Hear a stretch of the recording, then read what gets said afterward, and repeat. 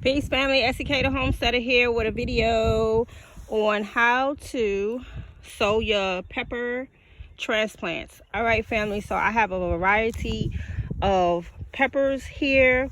We got the green California Wonder.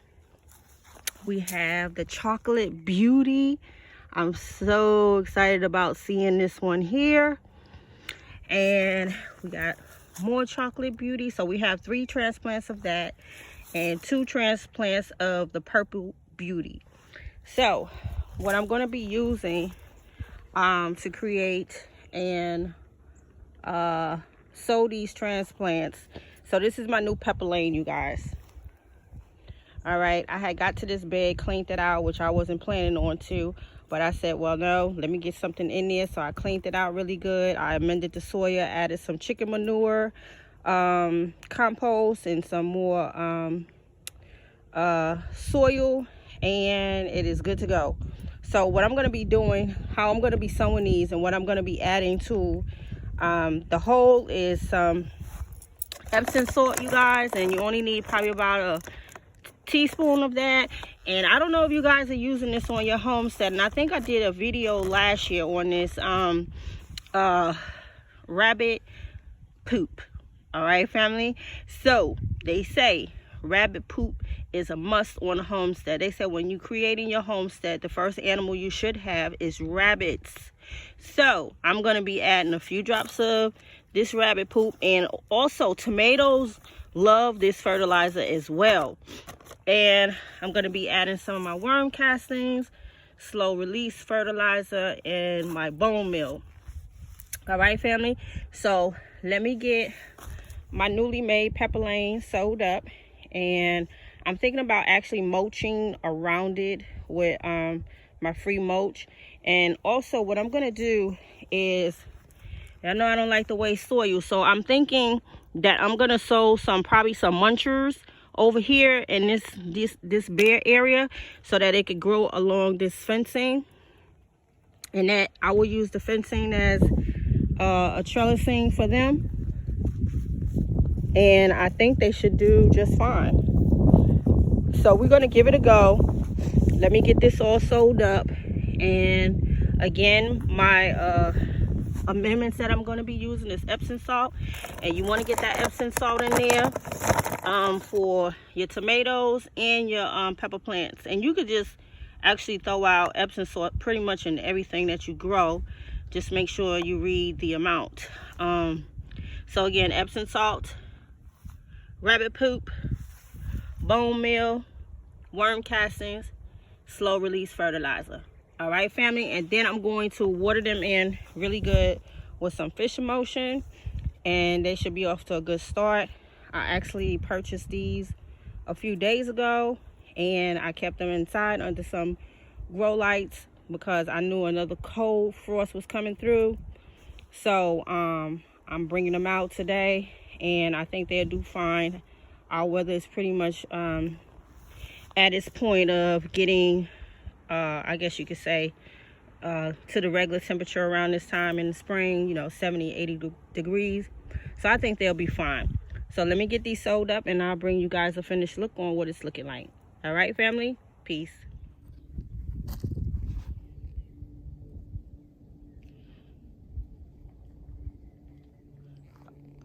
Okay, you guys, SEK is back. So this is what it's looking like over in the new made pepper lane. And also, you guys, I wanted you to, if you are using the rabbit manure, what you can do is actually put a few drops of these inside the hole, along with the Epsom salt and your bone meal and your worm castings and your slow release fertilizer. Or you could just put this in the hole with everything else but the slow release fertilizer, and you can save your slow release fertilizer to top it off with.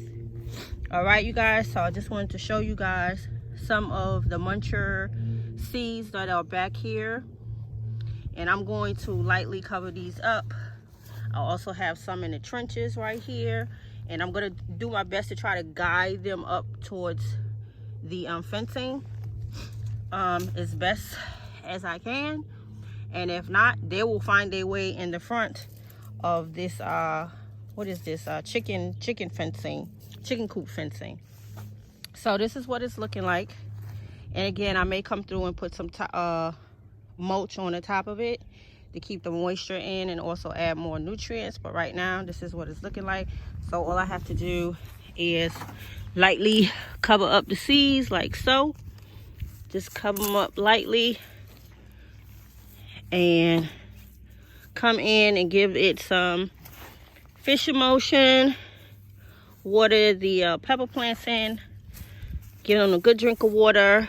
And I might just do that mulching thing because right now the cold fronts are still coming in, and that will help keep them and the roots warm, so to speak.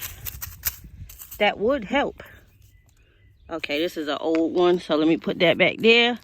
So again, we got the purple beauty, we got the chocolate beauty, and then we got the green California Wonder.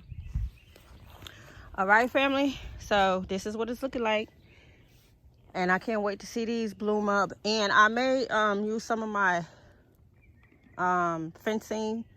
I have extra fencing that I had created, little rings for like tomato plants to trellis them up as well, or give them more support depending on how these will grow.